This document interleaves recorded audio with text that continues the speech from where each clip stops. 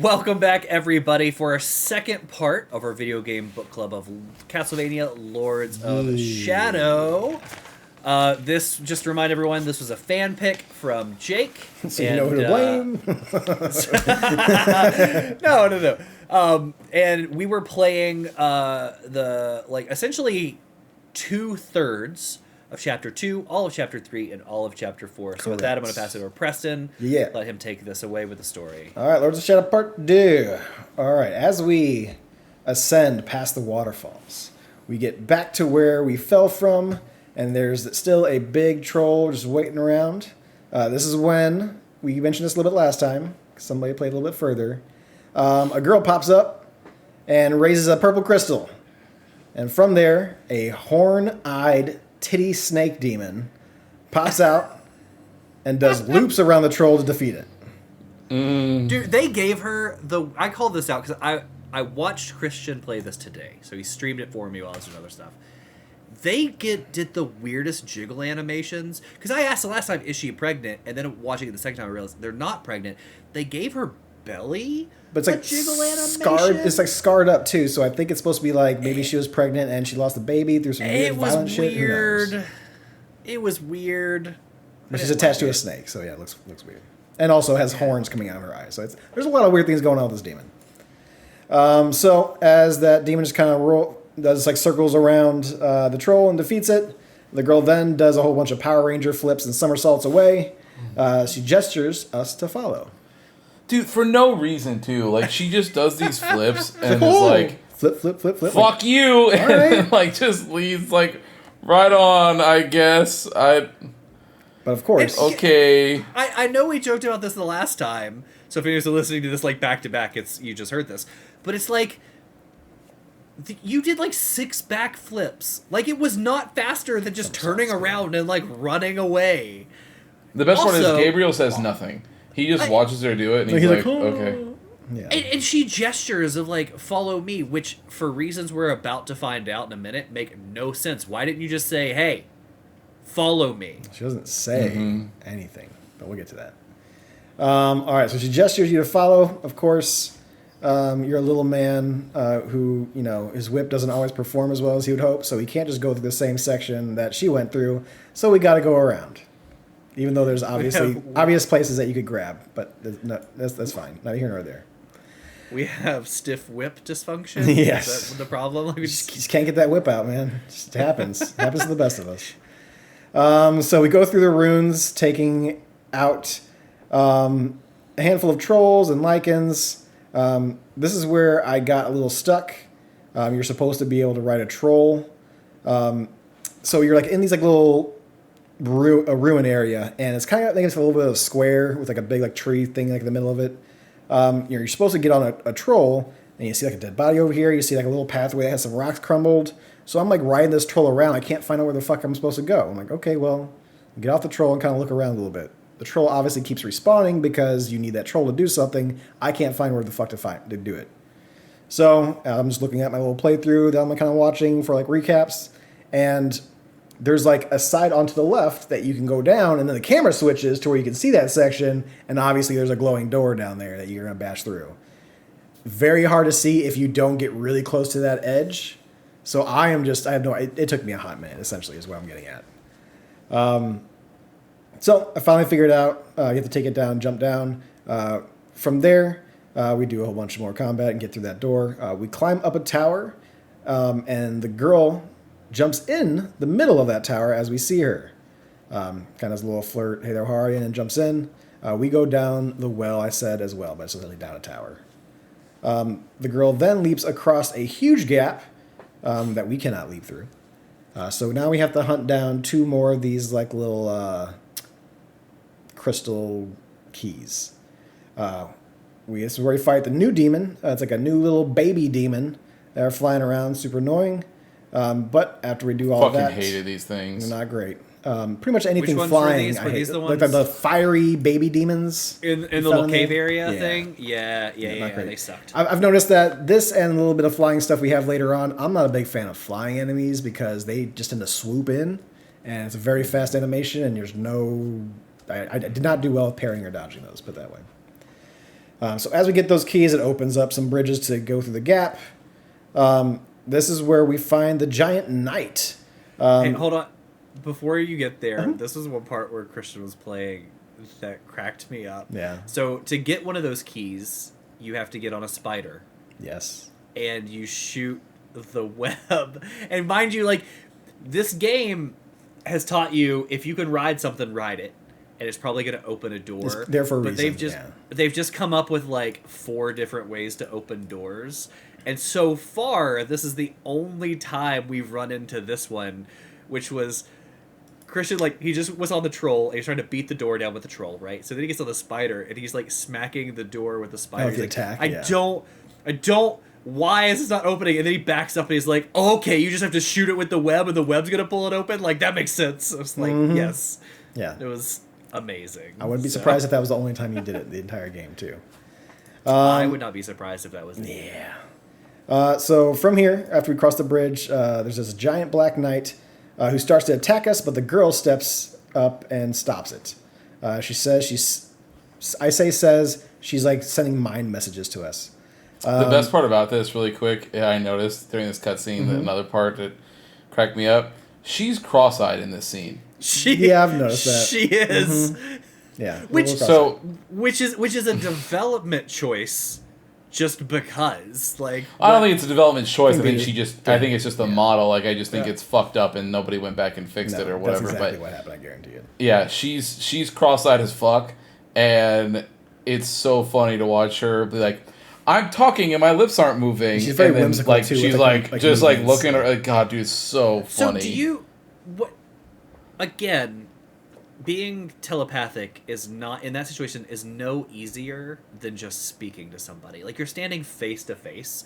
You could easily speak to them. She could be mute. Who knows? Maybe.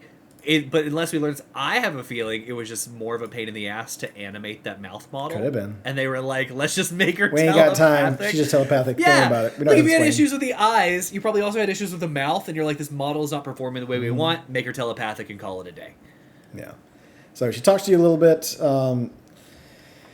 She senses something different about us, which is why she stopped the knight. And she wanted to read our mind. So as she starts to read the mind, she turns away. You're super afraid. And she knows that we are here for the Lords of Shadow's power and to save humanity. She says... Can I say, that part also doesn't make sense to me, because you're exactly right. She touches you and then goes, "Oh my God!" Whoa, whoa, and like backs away, and then she's like, "You're here to be super cool and save us all. I want to come with you." We find out, at least in the dream, later on here in a second, she says what she saw. She says she saw her fate, which we'll talk about here in a second. So I'm guaranteeing that's probably what frightened her, if I had to guess. So from there, she tells us that they came with us to show us the way. She gives us the history of this place, that they made the magic crystals. So this would be the Lords of Shadow. It started off being that it was our founders of the Brotherhood who came to this place and made the magic crystals. But the Lycans came with the trolls, the goblins, etc. Those who stayed built the Titans. I'm sorry, it wasn't the founders. This is just the people of Ekarda. They were using the magic crystals, and they were fighting off the darkness. She says those who stayed built the Titans to defend themselves.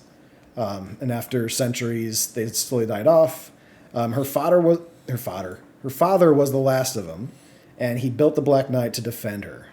There is one more Titan left, and we need to get past it to get to the Lycan Dark Lord. Is this the last Titan?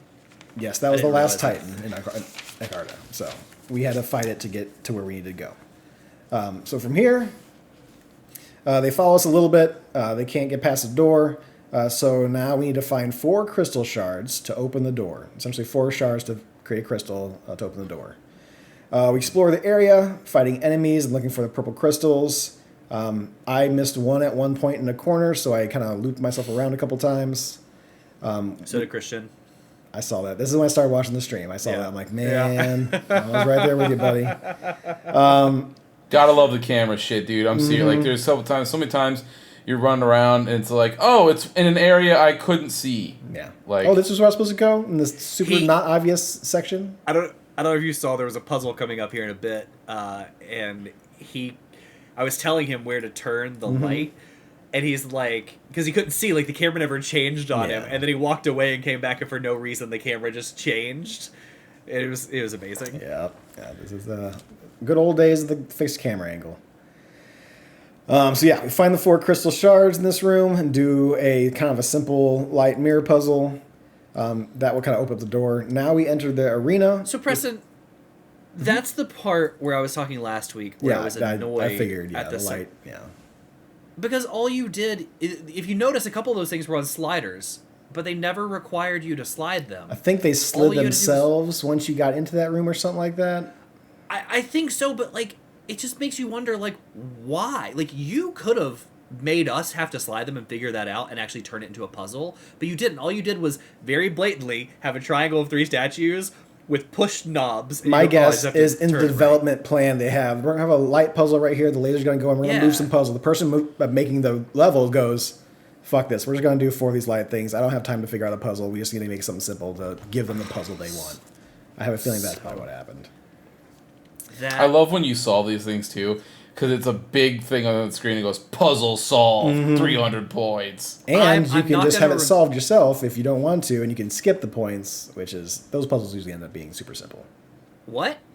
You've never noticed this? Like with like the swinging like blade one and stuff like that, to where it's like, if you go into like the book, like there's spots where you can like, just solve puzzle, and like, okay, if you solve the puzzle, if you just solve the puzzle, you're not going to get the credits. But if you want to solve the puzzle yourself, you'll get the experience credits points. You guys haven't noticed that yet?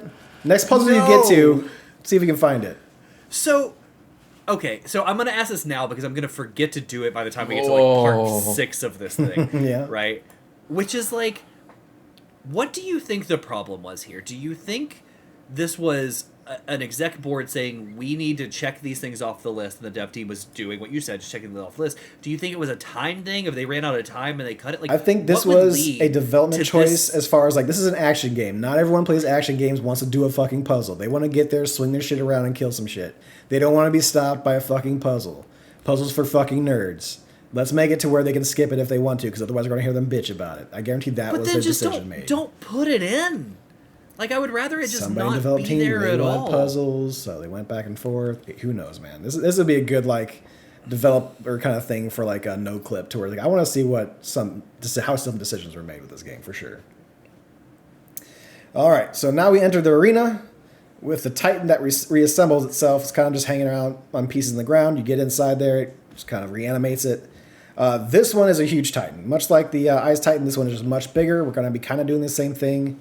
At first, though, so this one is supposed to throw a rock at you at first, so that way you can get it to kind of bend down to kind of start crawling on it.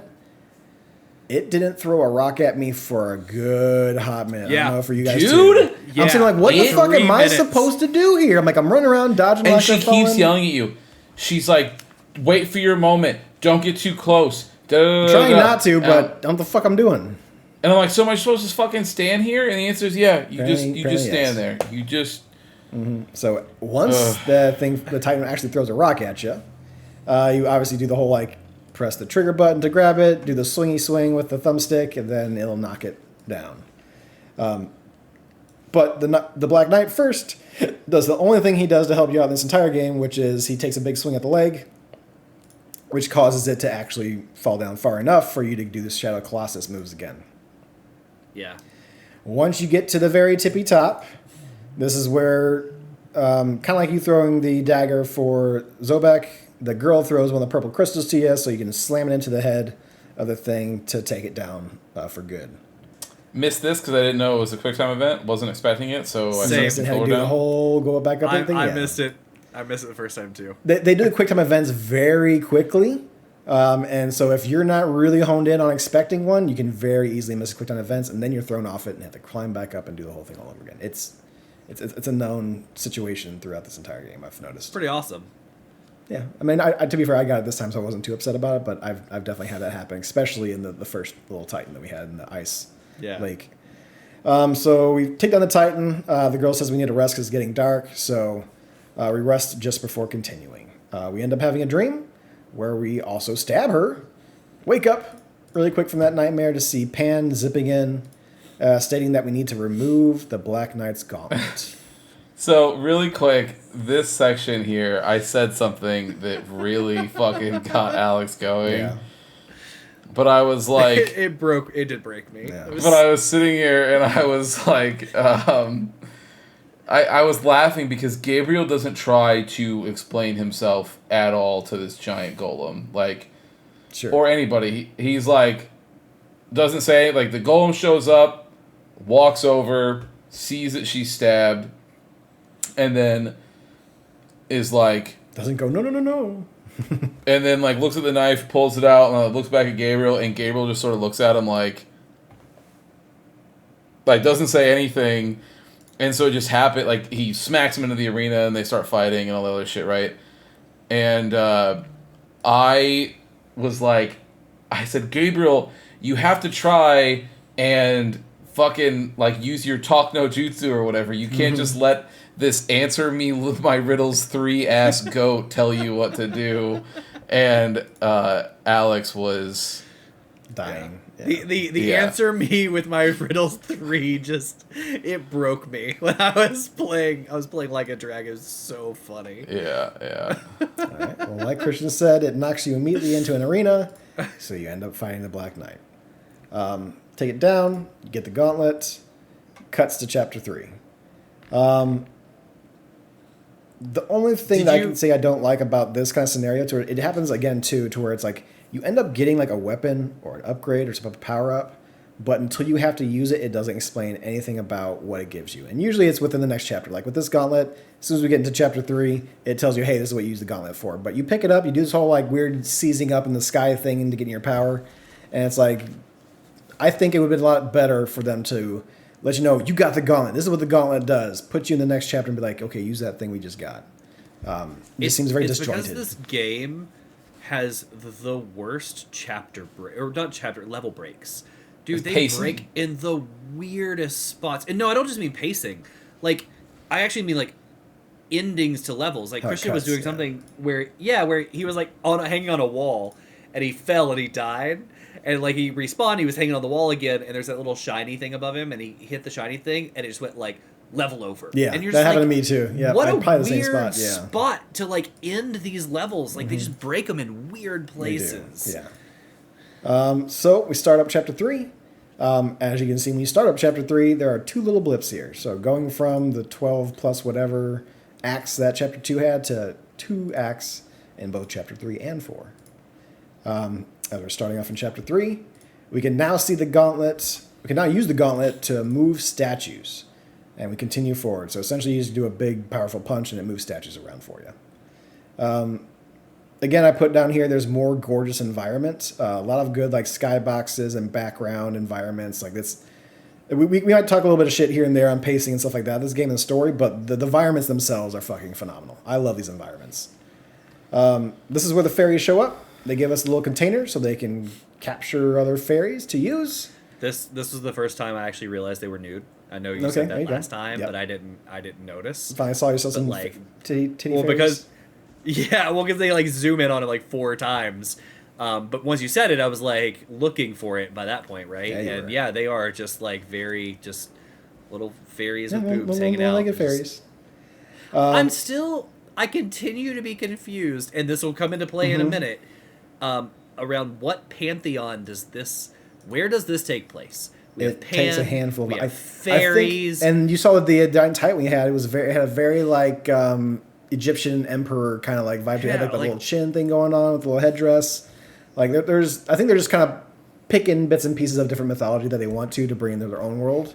Because like to be fair, that Titan was bring it to the world of Castlevania. Yeah. Well, to be fair, like that Titan was a very ancient civilization thing, so like wasn't even of our time. So like, okay, you say ancient civilization, you're gonna go, okay, well, Egyptian, right? Because that's our ancient civilization. So let's just take themes from that. That's probably what they did for that one. So, but yeah, we get the fairy. We see the fairies. They give us a little container so that way we can hold on to some of the fairies. This helps us open up some doors. But also later on in combat, you can use it instead of daggers to kind of like just daze or stun some enemies. Like, I should have used this later on. I'll mention this later on as well, but like there is a section to where, and I saw that Christian was having an issue with this as well, which made me feel happy because it wasn't just me. But you get like a handful of those larger lichens in one room, and you are just getting tore the fuck up. Like it is bad. That's when I turned the difficulty down to easy. I'm like, you know what? No, I'm not doing this over and over again. We're toning it down to easy so I don't die as easy. Let's go. That's what I did it in the last playthrough. That's there was we raided one room where there were 3 of them, and I was like, I'm not. Yeah, I got smacked up so many times because there's no delay for if you're down the ground. So like you're getting hit while you're on the ground still. You're getting hit right as soon as you get up. It's just you can get easily screwed over. But to be fair, I should have been using the fairies to stun 1 or 2 of them so that take down the other ones. There's should have been things I've been done, but there's certain things I should have done, but I decided not to do them. Just decided to put down the difficulty. From there, more fighting, puzzles, platforming. We then enter another arena. This is with the Dark Lord of the Lycans. He has a name, I forget what off the top of my head. It starts with a C. But we see him, we have a little talk with him. He gives us a huge lord dump. So he tells us how the 3 great warriors who founded the Brotherhood of Light to serve God and defeat the devil. They were fighting against the darkness for decades, finally tipped the scales in God's favor. The crusades that they had led them to 3 sacred places, places of huge power where the power of God was so intense, it created a bridge between the spiritual and the real world. These founders used the power and transformed into beings whose power were second only to God's. The Lycan then, because that's something that we already knew as a part of the Brotherhood, Gabriel says, like, he's like, no, he's like, I already knew that. He's like, fucking tell me something I don't know. He's like, well, is that an in-world lore thing? Like, if you had played other Castlevanias, would you have known that before coming in? I don't think so, but I haven't played a lot of Castlevanias or any at all. Yeah, I don't know either. I don't think so either, though. I don't think that's a thing. Yeah. It was just the response he gave. He literally was like, yeah, this I already know. And I'm just like... That I know because it is what they learn. That? The Brotherhood has learned that because he's part of the Brotherhood. So that's the history of the Brotherhood. But what he doesn't know, what the Lord Lycans tells him, is that the carcasses they left behind after transforming behind, those were the dark sides of themselves. This created the Lords of Shadow. So the carcasses left behind by our founding members ended up creating the Lords of Shadow. Like the Dark Lord of the Lycans himself, because he is one of the carcasses essentially left behind. And he considers one of the creators of the Brotherhood who ascended, essentially. He considers like him his brother. Like they're both the same person, essentially, he's telling us. So to kill the Dark Lords of Shadow would mean to kill the founders themselves, according to him. We end up fighting the Lord of the Lycans, the Dark Lord. This boss has 2 phases. The first one, he's got a big old hammer. He swings it around. I found this to be pretty straightforward. I didn't have too much of a trouble with this one as well.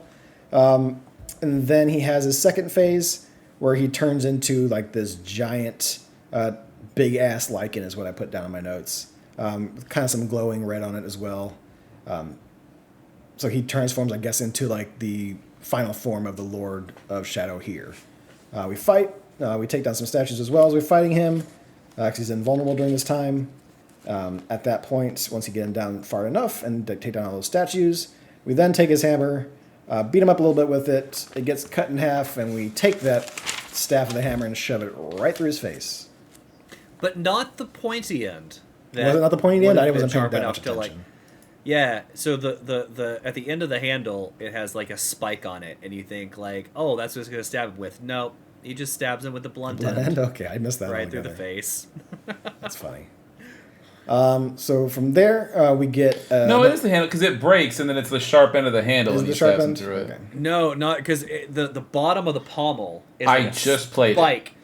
I'm telling... I'll screen cap it. I'm telling you, it's broken off. It's like a shattered piece of wood, and he puts it right through his head. Yes, but the bottom of the pommel is a literal spike that he does not use to stab him with. He doesn't need to. It's already snapped off. It's on the other side. Yeah, it's not that sharp.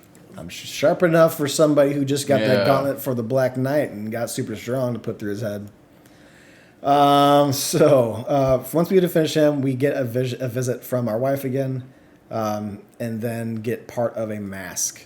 which gives us the Cyclone Boots for dash attacks and long jumps. I was excited. I thought this was when we get the double jump. Unfortunately for me, it's not. From there, we meet a giant bald eagle, Maruka. I put down my notes. It's the same being as the white horse from earlier, stating we need the power from the other two lords. And then from here, we get another montage, but this is one of us riding the eagle to get to the land of the vampires. That ends chapter 3. So as you can see, a very big difference from going from chapter 2, which took us half a part to another half of a part. This one, chapter 3, I probably beat it in less than an hour. Going into chapter 4, the bird/horse guy is considered an old god. They can only take us so far due to a powerful witch's protection spell. So they drop us off, and we are to make our way to the tower we see in the distance. It does the big zoom out. Kind of a weird choice on when they do the zoom out, because like you're going in these like little cavern area that opens up, but before you even get like through the cavern area, it zooms forward real quick and shows you the tower, and then zooms right back to before that little cavernous area. I thought it was a little weird choice. So as we're making our way to the tower in the distance, we're seeing a large flock, and I corrected myself, a murder of crows that will fly by here and there. It's also the first time that vampires are mentioned in this entire game. Yep. Yeah, well, no, because we talked to earlier Zobek. The Lycan guy. Yeah, well, when we talked to Zobek, we're like, hey, you go to the land of the vampires, I'm going to the land of the Lycans, you create a path for me, and then I'll meet you over there in the land of the vampires. Does he say land of the vampires? He does. They say vampires. They said Lycans, I'll go deal with the Lycans, you go deal with the Lycans, I'll start dealing with the path of the vampires. Yeah, I thought the Lycan Lord guy was the first time I had actually heard the word vampire said, but yeah. Yep. Zobek was the first Maybe. So yeah, we're making our way to that tower in the distance. Like I mentioned, large flock of Jesus. Murder of crows happens as they fly by every once in a while. Should tell you where Preston's bird hatred's at. Yeah. I'm ready to kill him. We are told there is also an ogre in this tower. As we get through, we do a little bit of combat with some small trolls and stuff here and there. We finally see the ogre. He's on the other side of a wall. We get past this area. So the first time you see him on the other side of the wall. I had a hard time realizing that he kind of pushes some debris out of the way for you a little bit past that point. So I repeated that section about 4 or 5 times until I realized that. Did you keep falling? I kept falling. I kept trying to jump over it, kept trying to break the thing, and then I just kept falling down. And then finally I just kind of set them like, I'm just going to stand here. Like, what's he going to do? I'll kill the guys that come up. And then finally I see that he does make the little debris crumble on the right. So I'm like, oh, fuck me. Okay. Right. I died a couple of times too, to the point where I was like, I'm about to look this up. Mm-hmm. And then I did the same thing. I just stood further to the front and it finally got it. I was like, oh, okay. So as we make the round. That was a very cool scene, seeing him walk through and the eye. At the same time, I was like, oh, that's really cool. I went, what a weird place. Just like, what a weird thing. To see him like in there on the other side, you're not really fighting him. It's just kind of he's beating some stuff around. Just like with the rest of the stuff you've been fighting, just this big. Oh, it was all very weird. Sure. So if we see that, we go kind of around the bend. He punches his hand through a part of the tower. We're kind of smacking this one up a bit. This seemed to me a little unnecessary because you immediately fight him right after you finish messing with his hand. But his hand, A, has his own life bar, and B. There is no real way to stop yourself from getting grabbed a couple times, I don't think. Because no, there's not. Like, there's no way of dodging the grab attack. You can kind of get a little bit further away, but his hand gets a little bit closer, and for you to get close enough to hit his hand, he does end up grabbing you. It doesn't take a whole lot of life, and sometimes I think if you smash the button fast enough, it doesn't take any life away.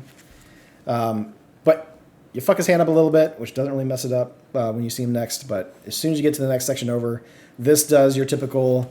you're kind of on a half-circle platform. You see the boss. He's from the waist up. And you kind of fight him there. He's swinging his fist around. You hit his fist a bunch of times. I did notice about halfway through this, there's plenty of times where he's close enough to the edge. And if you're close enough to that edge, you can still swing at him without actually needing to have his hand down, which I thought was a little nice. Not to mention when he does the two-hand, like, full slam down. If you're just right up in his face and in the middle of him, he doesn't hit you. He never gets close enough. Yeah, I actually noticed that towards the end. Yeah, yeah. So it's a really easy way. I'm just going to stand here if you're going to do that one. But you fight him a bunch. You end up, poking out his eyes one by one. So you get him weakened down to a certain point. You do the little QTE, take out an eye, fight him a little bit more, take out another eye. And then after both eyes are taken out, if you read one of the notes earlier, it mentions that the ogres have a great sense of smell. So you notice him sniffing around. He can smell humans from miles away. He can definitely smell you, but not well enough to actually hit you, unless you're standing directly in front of him. So again, we can him down a bunch, get the little shiny to pop on his head, and then you do this about 2 times to where you like grappling hook his tongue and pull him down. You end up the last kind of mash, you kind of shove his body, like shove his throat into like one of like the only spike section in this entire platform, and then you take the ogre down. From here, you kind of continue on a little bit further.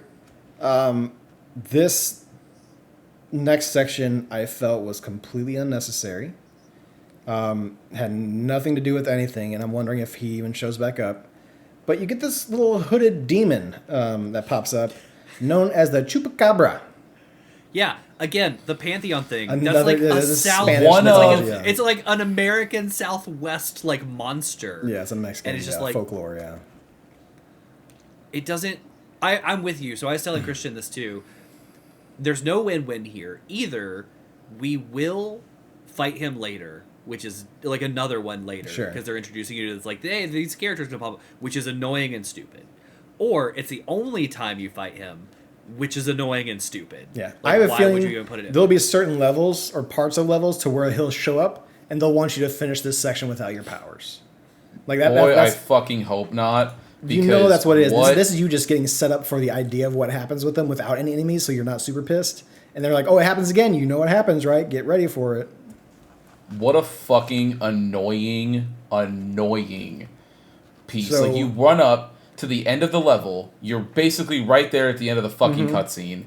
And it has the nerve to be like, okay, we're going to take all your powers away. And then it says it across the screen. It's like, go chase the Chupacabra. It took everything from you. And you're like, okay, I still am not really sure as to why, but right on. And then, as soon as you go and go get it, it puts this giant thing on the screen and goes, you did it! You got all your powers back! And you go, okay. And then you walk right back up the stairs and fucking immediately leave. Like, and they take it in a cutscene, right? So it's not like you can fight the thing off and it like beats you and it takes your stuff, or every time it touches you it takes your stuff. Literally, it's just like your stuff is gone now. Why? I guarantee it's because they're setting you up to have that in your head. That's what that guy does. You'll see him later on. You'll have to defeat part of a level without your powers. That's going to be what's going to be. I don't know that for a fact, but that's what I'm assuming it's going to be. But so, fun thing for me is that I didn't notice that little part on the side that you can climb up to, which takes you directly to him. So I run forward. I'm like, okay. He's like, you're getting cold. And he has this like really annoying, it's supposed to be the kind of like a Yoda talk, but it's like more high-pitched and worse. So I'm going forward. I'm like, okay, we can't find him there. Go back. I pass up that section again. Go back to like as far as I can at the beginning. And he's like, oh, you're super cold. You're frozen cold. I'm like, fuck. And you start walking towards it. You're getting warm. And I finally, I'm like, okay, well, it's obviously like I got to check the sides and stuff. I finally find a side that lets you jump up and climb up there. And he's not very far away from you first start at.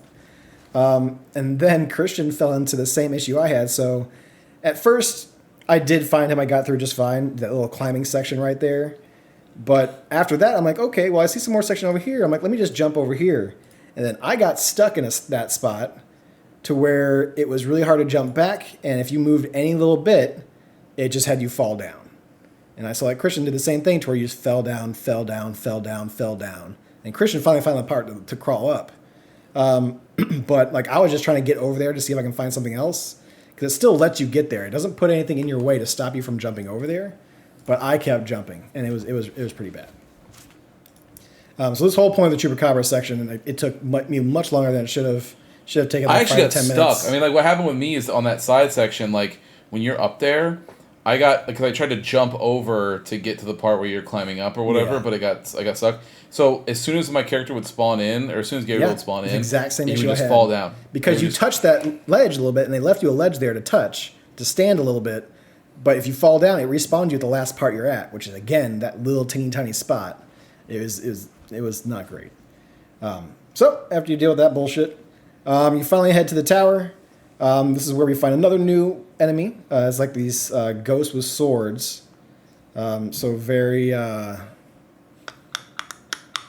forgetting their name now. Lord of the Rings. Ring Wraiths. Ring Wraiths. Ring Wraith, yeah.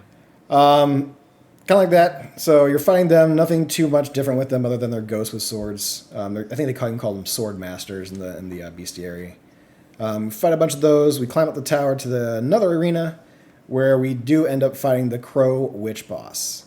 So the Murder of Crows ends up turning... I'm sorry, we missed the whole other... As we were talking, we just skipped the whole other stupid puzzle in this game, in this playthrough, which was like the turning of the tower, like the... It's almost like the weights, the gold statue at the top at one point. Oh yeah, you had to. Yeah, I mean it was just I put that we did some combat puzzles and platforming. I didn't even bother that because it was such a small little puzzle. I didn't even bother like putting it in my notes. Have you met a big puzzle in this game?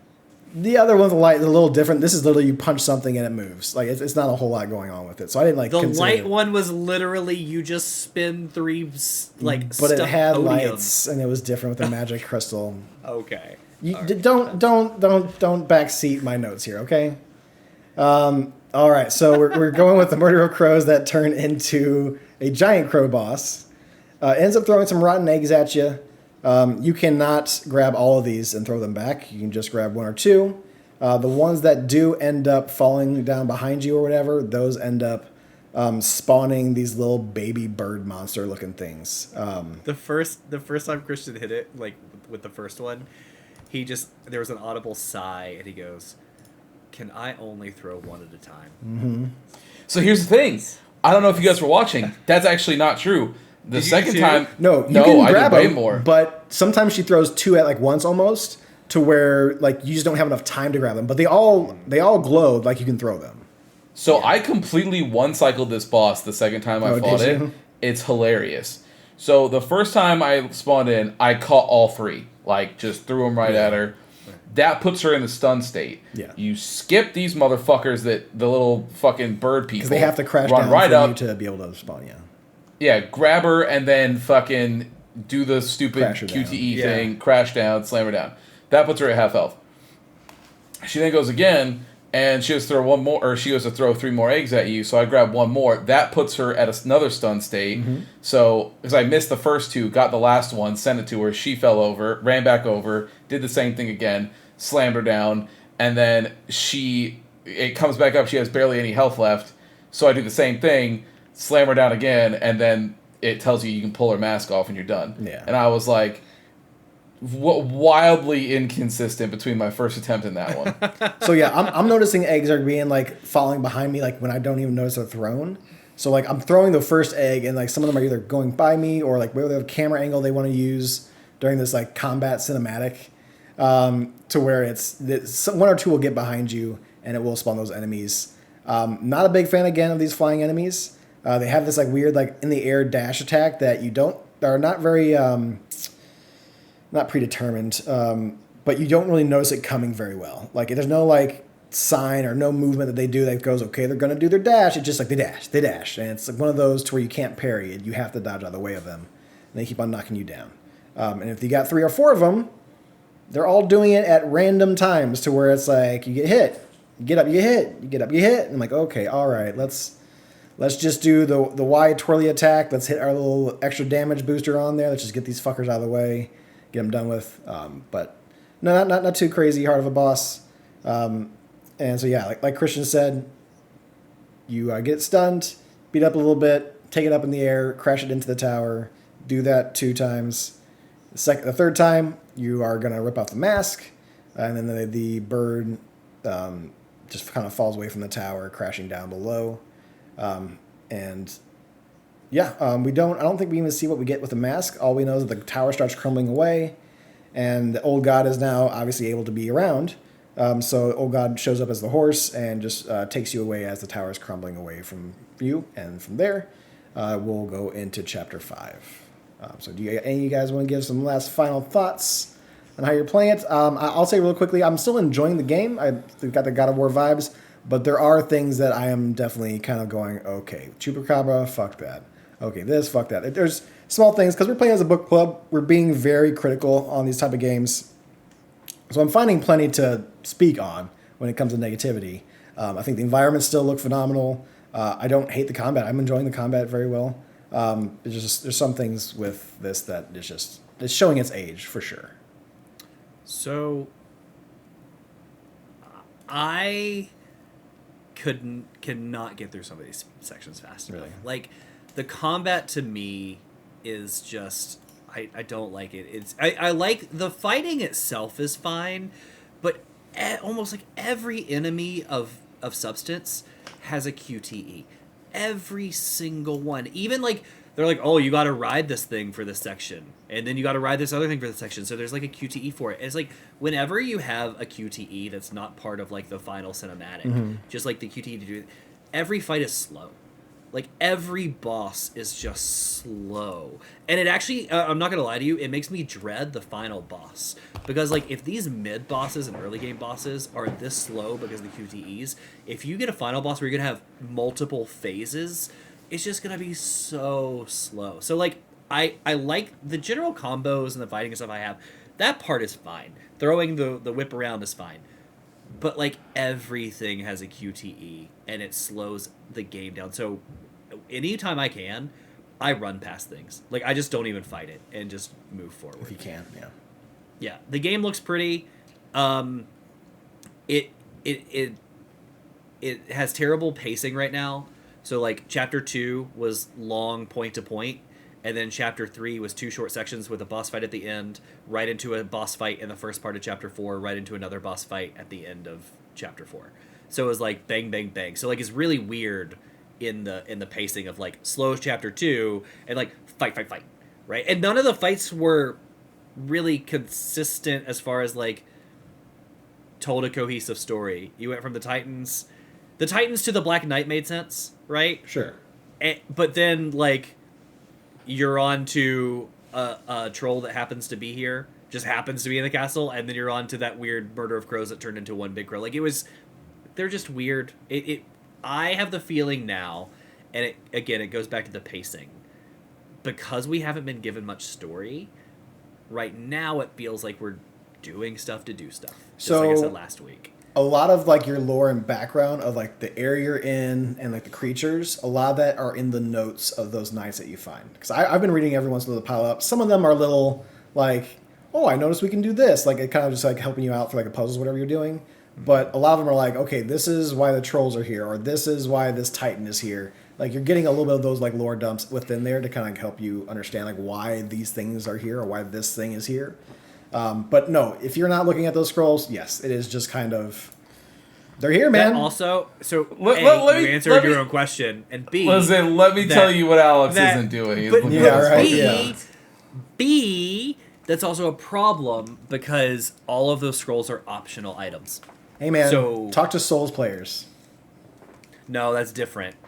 It's not. Different. It's not. The weapons and stuff games, give you the lore. Those games, if you read, those games barely have lore. There is a lot of lore that you didn't read. No, I get it. Like, you're right. You talk to Souls players, but this is an action game that's telling a story. Made well before Souls. And like with even with Souls, like, there are hidden bosses and maybe there's a lot of Souls. Demons and Dark One might have been out by then. Yeah, sure. Cool.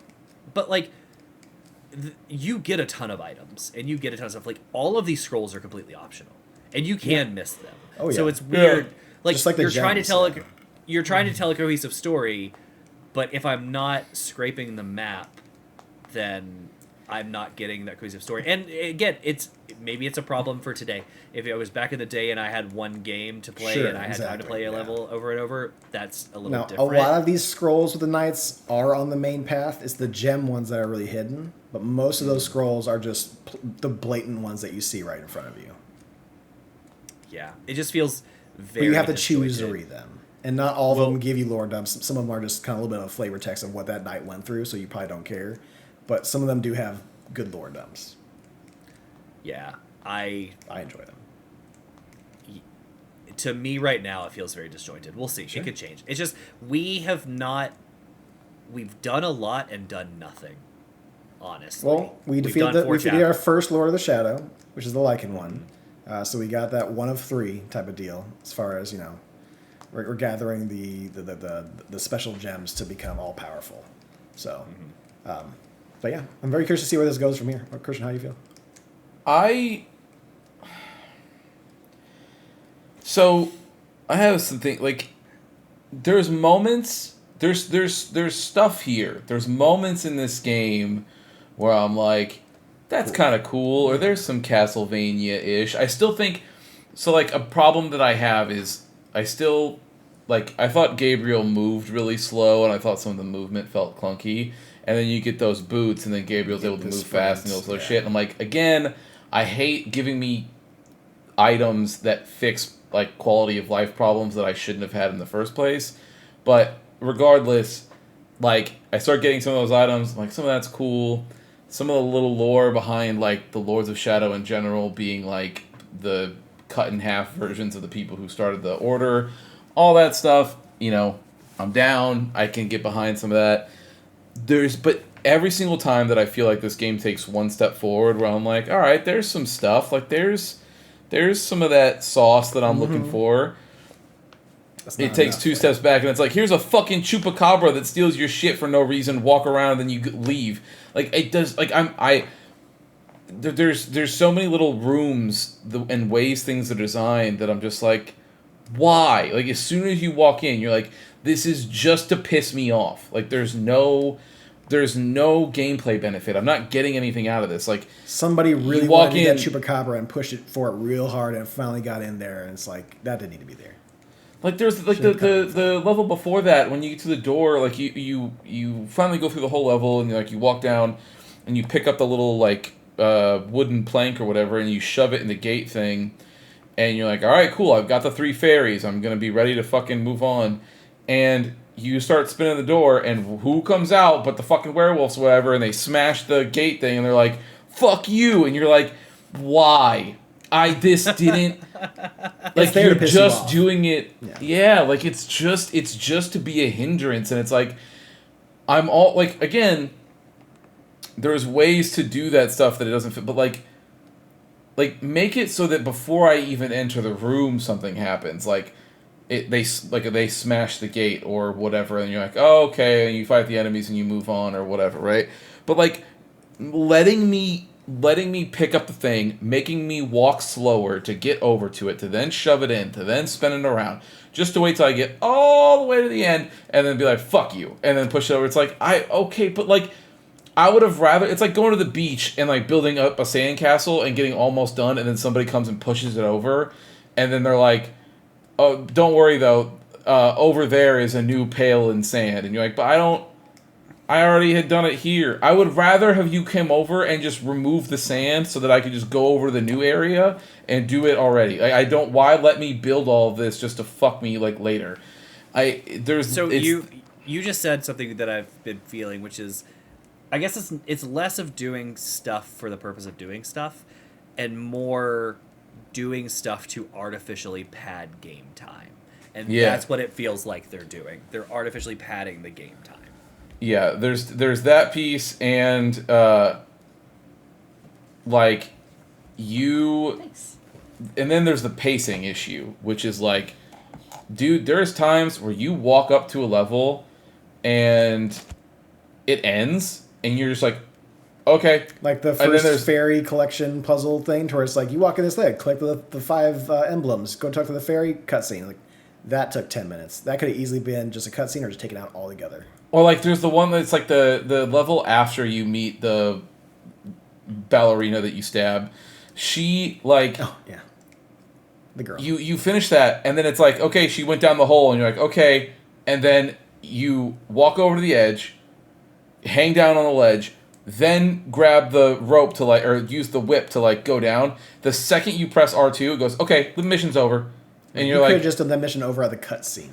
Show me yes, jumping. I'm like, why make me do this? Yeah, just to end it something here. with development to where like they either had it to where they wanted to be more connected, but they figured out they couldn't, so they had to just chop it up like sushi chef wise to like do it like if I'm trying to find a reason, like a good reason as to why this happened, it would be because the idea they had for development and how these levels went was supposed to be more cohesive and more fluid, and they decided that they couldn't do this because either they're too big to put in one level or something like that. So they decided, okay, chop it here, chop it there, chop it here, chop it there, and just bad decisions on where they. So I think you're right, but I think what it's more leaning towards is that Konami probably told them, "Fuck it, ship it. We're not giving you any more money." Yeah. That's fair. Because for the longest time, I think Konami, like that's the problem with Konami, and I was talking about this to Alex while I was playing through it today, which was people always wondered for a really long time why Kojima was able to just be given blank checks to do whatever the fuck he wanted in that company. And there's games like Metal Gear Solid 4 that come out where you're just like, no one could get away with this. Like, But him. a 2.5 hour, multiple 2.5 hour cutscenes in a video game. What are you talking? Those are multiple feature-length films that you've put in this video game, and you're just telling people go fuck yourself and sit down and watch it. No one would get away with that. But it's like, oh, it's because he's the only person on Konami that made money, and so they basically stripped away every other thing that they did to fund whatever the fuck he was doing, and so you see stuff like this happen. I think the other thing is throughout this game, it's made me realize, or not made me realize because I've always felt like this, but it was I don't know if it's a hot take, but I'm sure it'll be one, is like all of those early God of War games are really only good for one playthrough. Like, You gotta go really through like it, those games to play it, but overall, like, you don't want to go back there and lose all the items that you had, because, like, no, it progressed to a certain point where it's like, it will not be fun if I go back and don't have all those things again.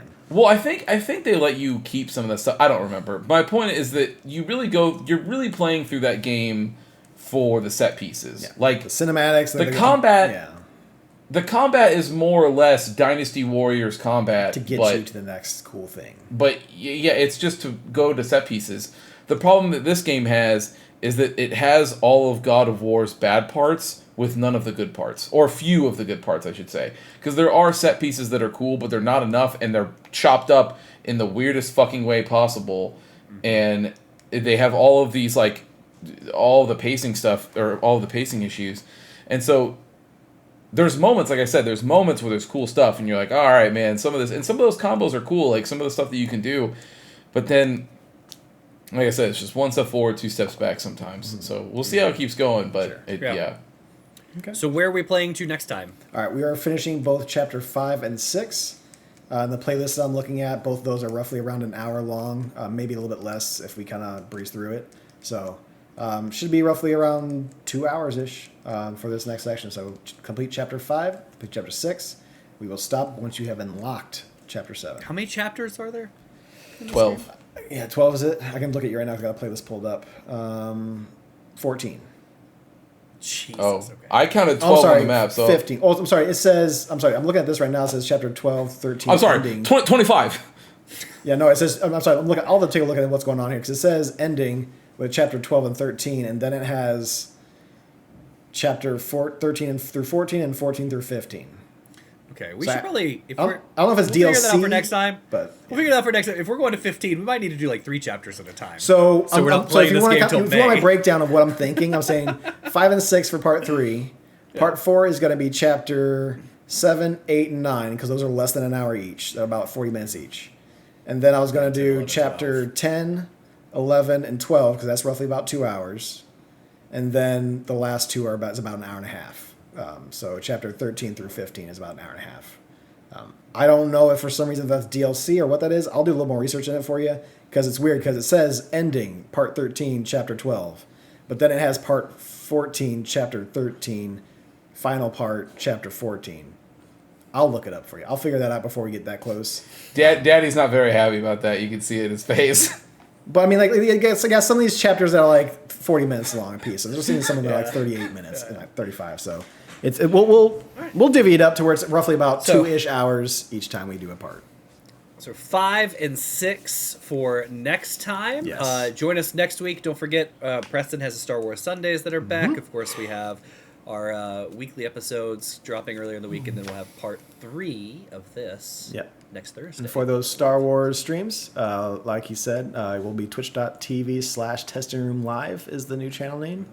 That's 9:30 Central Standard Time. And then the VOD, the video version, will go on YouTube. I usually upload that the following Wednesday. So in between these two podcast times, I put that up there if you needed to know. YouTube.com/The Testing Group. All right. Thanks, everybody, for hanging out with us. We'll catch you next week. With that, Preston, you know what to do. Hit it!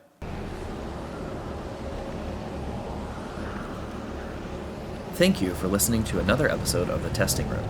To catch up on past episodes or check out the newest ones when they drop, follow us on Apple Podcasts, Spotify, or wherever you get your favorite podcasts.